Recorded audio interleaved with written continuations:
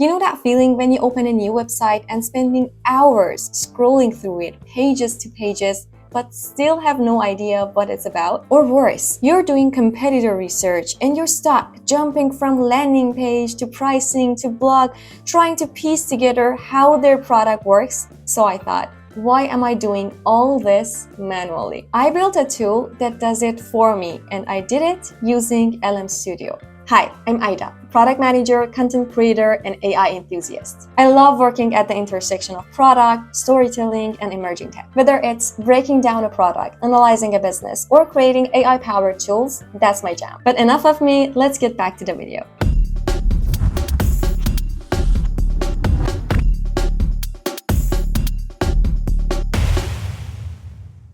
I'm a product manager, and I love breaking down digital products. But doing that manually, it's a drag. All I wanted was to give a URL and get a quick product analysis. What the website offers, how it makes money, how the UX looks like, and maybe even how to make it better. I didn't really need a full research report, just one intelligent, structured summary. So I thought, what if I made my own AI assistant? This tool is super simple. You just have to paste the URL and it gives you a concise summary of what the website's about, a product-focused analysis including business model, UX pain points, value proposition, and even a few improvement suggestions, all powered by AI. It's like having the product strategist on call, minus the hourly fee.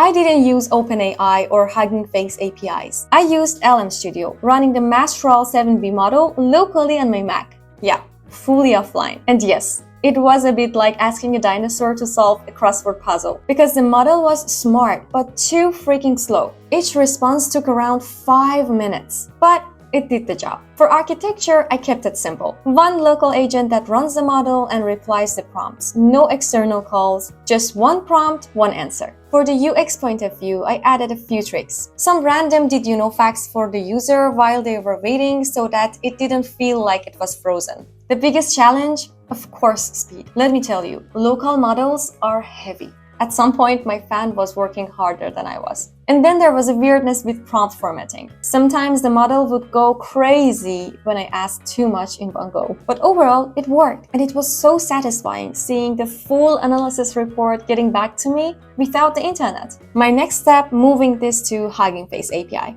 Better speed, more flexibility, and support for larger contents. I will be using the same structured logic, but with a better infrastructure. If you enjoyed this build, don't forget to like, subscribe, and leave me a comment. I would like to chat. And if you want to collaborate or just say hi, you can reach me via my business email address. I will leave it in the comment section below. Thank you for watching and see you in the next episode in which we are going to work with Hugging Face. Bye.